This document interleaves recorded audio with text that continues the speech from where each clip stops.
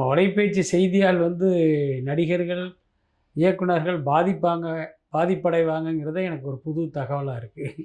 எல்லாருக்கும் இல்லை, ஆனால் பெரிய அளவில் மக்கள் ஆதரவு பெற்றவர்களுக்கு அந்த மாதிரி ஒரு எண்ணம் வருவதை தவிர்க்க முடியல. நீங்கள் சொன்ன மாதிரி ஜெயலலிதா, கருணாநிதி மறைவுக்கு பிறகு மட்டும் இல்லை, ஏற்கனவே அது மாதிரி விஜயகாந்தே அவங்கெல்லாம் உயிரோட இருக்கும்போது தான் அரசியலுக்கு வந்தார். அது இல்லாமல் சரத்குமார் மாதிரியான அந்த சின்ன சின்ன நடிகர்கள் கூட அரசியலுக்கெல்லாம் வந்திருக்காங்க.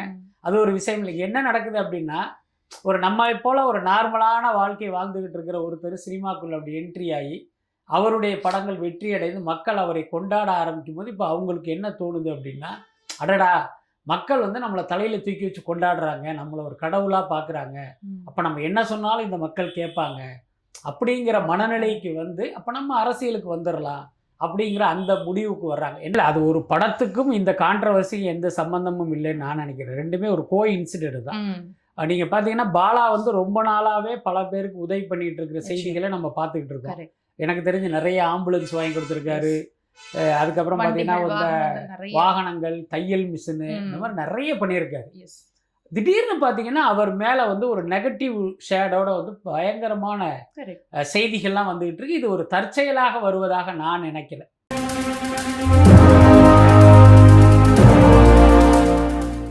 சூப்பர் ஸ்டார் ரஜினிகாந்த் சாருடைய பட்டத்துக்காக நடிகர் விஜய் ஆசைப்பட்டார் அப்படின்னு சொன்னதா இருக்கட்டும், இப்போ அடுத்து விஜய் பிளேஸை சிவகார்த்திகேயன் ரீப்ளேஸ் பண்ண போறாரு அப்படின்னு சொல்றதா இருக்கட்டும், இதெல்லாம் யாராவது ஒரு பர்டிகுலர் பிஆர் பண்ற வேலை நினைக்கிறீங்களா, அல்லது ரசிகர்களுடைய ஆசைகள் தான் இந்த மாதிரியான நியூஸை மாறுதுன்னு நினைக்கிறீங்களா? இல்ல, ரெண்டுமே நடக்கும். ஒரு பக்கம் ரசிகர்களுடைய ஆதரவும் இருக்கும், இன்னொரு பக்கம் அந்த நடிகர்களே தங்கள் ரசிகர்கள் மூலமாக இப்படி ஒரு கருத்தை திணிக்கிற விஷயமும் நடக்கும். அது ரெண்டுமே இங்க நடக்கும். அதனால இப்படி ஒரு விஷயம் வருது அப்படின்னா இது ஏதோ ரசிகர்களுடைய ஒட்டுமொத்த ஒருமித்த கருத்து அப்படின்னு நம்ம எடுத்துக்க வேண்டியது இல்லை. இல்லை இவர் சொல்லித்தான் இவங்க எல்லாம் சொல்றாங்கன்னு நம்ம எடுத்துக்க வேண்டியதில்லை. ரெண்டுமே அது நடக்கும். சார், இப்போ நிறைய காசிப்ஸ் இந்த மாதிரியான விஷயங்கள்லாம் வருது. செலிபிரிட்டிஸுடைய பர்சனல் விஷயங்கள்லாம் வெளியில பேசப்படுது. இது சினிமா எத்திக்ஸ்க்கு ஒத்து போகிற விஷயம்னு நீங்க நினைக்கிறீங்களா? அதாவது இந்த கிசிக்ஸுங்கிறது எல்லா காலத்திலையுமே இருக்கு. நாம எப்படிங்கிறது தான் முக்கியம். இப்போ எங்களுடைய வலைபேச்சு எடுத்துக்கிட்டீங்க அப்படின்னா எந்த காலத்திலும் பர்சனல் விஷயங்களை நம்ம கேரி பண்ணவே மாட்டோம். சினிமா துறையில பல்வேறு விதமான செய்திகள்லாம் இருக்கும். அதெல்லாம் நம்ம மக்கள் கிட்ட கொண்டு போக மாட்டோம். என்ன காரணம்னா இது தேவையில்லை. இவருடைய அந்தரங்கம் இந்த சொசைட்டிக்கு எந்த வகையிலும் அவசியம் இல்லைங்கிற ஒரு புரிதல் இருக்கிறதால நம்ம அந்த மாதிரி பண்றது இல்லை. ஆனா ஒட்டுமொத்த ஊடகத்தை பார்த்தீங்க அப்படின்னா இப்ப விகடன் போன்ற ஒரு சில பத்திரிகைகள் மட்டும்தான் இந்த கண்ணியத்தை கடைபிடிக்கிறாங்க. பெரும்பாலான பத்திரிகைகள் என்ன பண்றாங்க அப்படின்னா அந்த விற்பனைக்காக இந்த மாதிரியான அந்த நடிகர்களுடைய தனிப்பட்ட வாழ்க்கை அந்தரங்கங்களை செய்தியாக்குறத தொடர்ந்து பண்ணிட்டு இருக்காங்க. என்னன்னா பல வருடங்களாக இது இருந்தாலும் இப்போ கொஞ்சம் அதிகமா இருக்கிறதா வேணா நம்ம எடுத்துக்கலாம். அதுக்கு என்ன காரணம் அப்படின்னா இன்னைக்கு ஊடகங்களுடைய எண்ணிக்கை ஜாஸ்தி ஆயிடுச்சு. முக்கியமா யூடியூப் அப்படிங்கிற இந்த சமூக ஊடகத்தினுடைய வளர்ச்சி இருக்குல்ல, அது ஒரு பெரிய அளவுல இருக்கு. அதை நடத்துபவர்கள் எல்லாம் தனிப்பட்ட நபர்கள், புரியுதா இல்லையா? முன்ன ஊடகங்கள் நிறுவனங்களா இருந்தது, அதில் பணியாற்றுகிறவர்கள் பத்திரிகையாளர்களா இருந்தாங்க. அவங்களுக்கு பாத்தீங்கன்னா ஒரு ஜேர்னலிஸ்டா இருக்கும்போது அதுக்கான எத்திக்ஸ் அவங்களுக்கு தெரியும். அதை தாண்டி அவங்க எதுவும் பண்ண மாட்டாங்க. ஆனா இன்னைக்கு ஊடகங்கள் மக்கள் கையில போயிடுச்சு. அந்த மக்களில் பாத்தீங்கன்னா இந்த மலிவான புத்தி கொண்ட ரசிகனும் அடக்கம், புரியுதா இல்லையா? அப்ப அவன் என்ன பண்ணுவான் அப்படின்னா அவனுடைய அபிமான நடிகனுடைய போட்டியாளர் யாரா அவரை காலி பண்ணணும்ட்டு அவங்கள பத்தி ஒரு அசிங்கமான அவதூறான செய்திகளை அவருடைய யூடியூப்ல போடுவார். இப்போ உதாரணத்துக்கு ஒரு வெளிப்படையான உதாரணமா சொல்லணும் அப்படின்னா ஒரு அஜித் ரசிகர் ஒரு யூடியூப் நடத்துறாரு அப்படின்னா அதுல அவர் விஜய் குறித்து செய்தி போட்டாருன்னா இப்படிப்பட்ட செய்தியா இருக்கும். விஜயனுடைய அந்தரங்கத்தை, விஜயை அவமானப்படுத்துகிற அவருடைய புகழுக்கு களங்கம் விளைவிக்கிற செய்தியை தான் அவர் போடுவாரு. அதே விஜய் ரசிகர் ஒரு யூடியூப் நடத்துறாருன்னா அஜித் குறித்து என்னென்ன அவதூறுகள் பண்ண முடியுமோ அதை அவர் செய்தியா போடுவார்.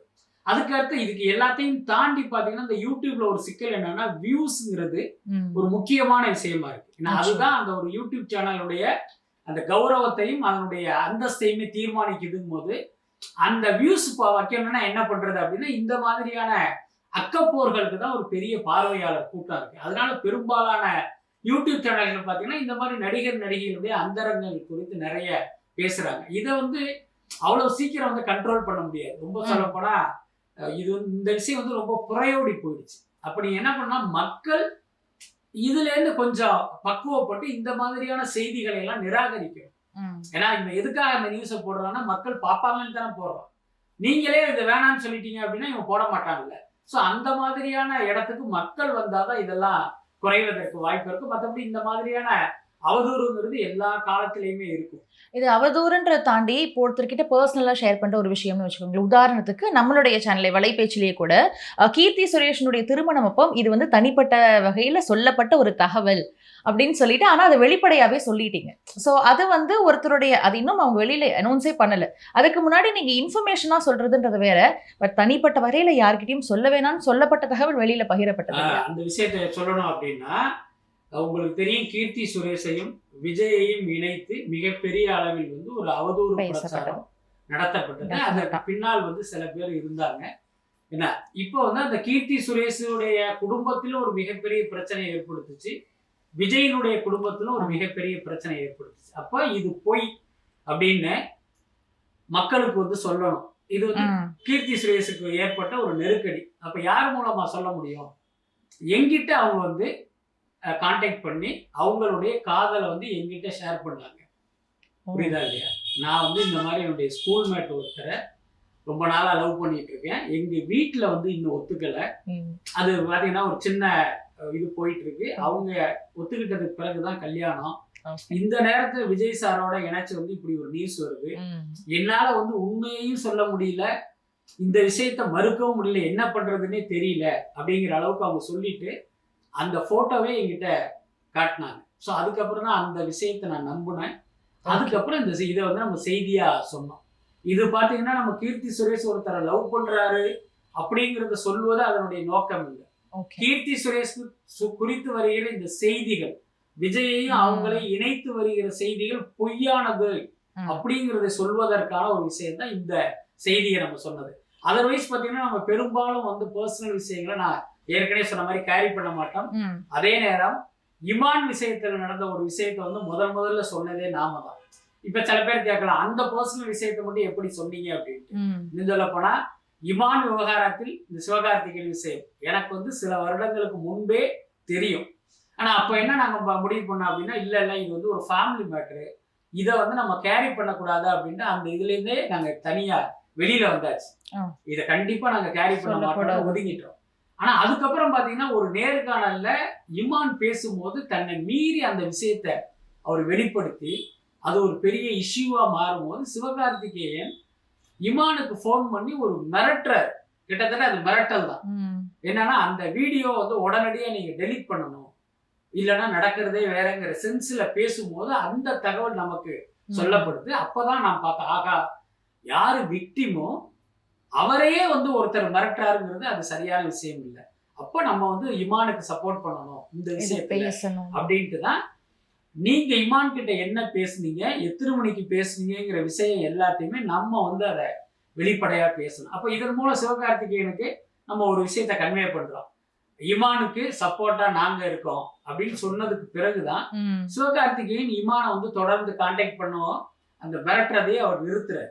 புரியுதா இல்லையா? ஸோ அப்போ அந்த விவகாரத்துல வந்து நம்ம போனது கூட பாத்தீங்கன்னா இவருக்கு நம்ம நல்லது பண்ணணும் அப்படிங்கிறது தான். ஒரு நடிகர் வந்து ஒரு பிரச்சனையோ அல்லது காசிப்பையோ வந்துட்டு ஹேண்டில் பண்றதுன்றது வேற. நீங்க வந்துட்டு ஒரு பெண் டெக்னீஷியன் நடிகை பத்தி வர காசிப்போ அல்லது அவங்க ஏதாவது ஒரு விஷயத்த முன்னெடுத்து வைக்கிறாங்க அப்படின்னா அது பெரிய இஷ்யூவா தான் பார்க்கப்படுது. இப்போ மலையாள இண்டஸ்ட்ரியில அம்மான்னு ஒரு கம்யூனிட்டி இருக்கு, பெண்களுக்குன்னா உடனே சப்போர்ட் பண்றாங்க. பட் தமிழ் இண்டஸ்ட்ரியில பெண்களுக்கு இந்த மாதிரியான பிரச்சனைகள் கொடுக்கறவங்க பெரிய தலைகள் அப்படின்னு எடுத்துக்கலாமா சார்? அதாவது பாத்தீங்கன்னா சினிமா, அதாவது எல்லா துறையிலையுமே பணிபுரிகிற பெண்களுக்கு வந்து ஒரு பாலியல் ரீதியான தொல்லைங்கிறது பெரிய அளவுல இருக்கு. அதை வந்து நம்ம மறுக்கவே முடியாது. சினிமா துறையிலும் இருக்கு. இங்க என்னன்னா இப்படி தொல்லை கொடுப்பவர்கள் பெரும்பாலும் பாத்தீங்கன்னா இந்த உலகம் செலிபிரிட்டி என்று கொண்டாடப்படுகிறவர்களால் பெண்களுக்கு தொல்லை நடக்குது. அதுதான் முக்கியமான விஷயம். இப்ப பல துறைகள்ல என்னன்னா பெண்களுக்கு இந்த மாதிரியான விஷயம் நடக்கும்போது அவங்க அதை எதிர்த்து அந்த நிறுவனத்திலிருந்து வெளியில வர்றது அல்லது ஏதோ ஒரு வகையில புகார் கொடுக்கறதுன்னு அவங்க அப்படி ரியாக்ட் பண்ணுவாங்க. ஆனா இந்த சினிமாவில மட்டும் என்ன நடக்குதுன்னா அந்த மாதிரியான ஒரு தொல்லைகளை அனுபவிக்கிற பெண் கூட பெரிய அளவுல ரியாக்ட் பண்றது இல்லை. ஏன்னா ரியாக்ட் பண்ற பெண்கள்ங்கிறது ரொம்ப ரொம்ப குறைவு. ஏன் ரியாக்ட் பண்றது இல்லைன்னா நம்ம கஷ்டப்பட்டு இந்த ஃபீல்டுக்கு வந்திருக்கோம், ஒரு பெரிய நடிகையா வரணும் அல்லது ஒரு பெரிய செலிபிரிட்டியா நம்ம வரணும், இப்ப நம்ம போய் ரியாக்ட் பண்ணோம்னா நம்மளை ஓரம் கட்டிடுவாங்க அப்படின்னு அவங்க பயப்படுறாங்க. அதுக்கு அடுத்து பாத்தீங்கன்னா இப்ப நமக்கு வந்து இந்த ஒரு செலிபிரிட்டி இப்படி நமக்கு பண்ணாரு, இந்த விஷயத்தை வெளியில சொன்னோம்னா மக்கள் நம்புவாங்களா, காவல்துறைக்கு போனா நம்ம புகாரை எடுத்துக்குவாங்களா, இந்த மாதிரியான தயக்கமும் பயமும் நிறைய பெண்களுக்கு இருக்கு. ஆனா என்னங்க ஒரு துரதிஷ்டம் அப்படின்னா, இதே மாதிரி பணிபுரிகிற பெண்களுக்கு இந்த மாதிரியான தொல்லைகள் வரக்கூடாது, வந்தா அவங்களுக்கு ஒரு பாதுகாப்பு கொடுக்கணுங்கிறதுல தான் விசாகா கமிட்டின்னு எல்லா இடங்கள்லயுமே இருக்கு. ஆனா இன்னைக்கு திரையுலகில் இத்தனை பெண்கள் பணிபுரிந்தும் அப்படி ஒரு கமிட்டியே இங்க கிடையாது. நடிகர் சங்கத்திலேயே ஏற்கனவே பாத்தீங்கன்னா சுகாசினி, அரவிந்த் சாமி இந்த மாதிரி சில பேரை வச்சு ஒரு கமிட்டி ஆரம்பிச்சாங்க. நீங்க போய் பாருங்க அவங்களுடைய மினிட் புக்ல எத்தனை தடவை கூடுனாங்கன்னு. மிஞ்சி போனா 2 தடவை 3 தடவைக்கு மேல அவங்க வந்து அந்த மீட்டிங்கே போட்டிருக்க மாட்டாங்க. என்னன்னா ஒரு நடிகர் சங்கம், தனிக்கு பல நடிகைகள் உறுப்பினர்களாக இருக்கிற அந்த நடிகர் சங்கத்திலேயே இந்த விசாகா கமிட்டி ஒரு கண் துடைப்புக்காக பயன்படுத்துறாங்க.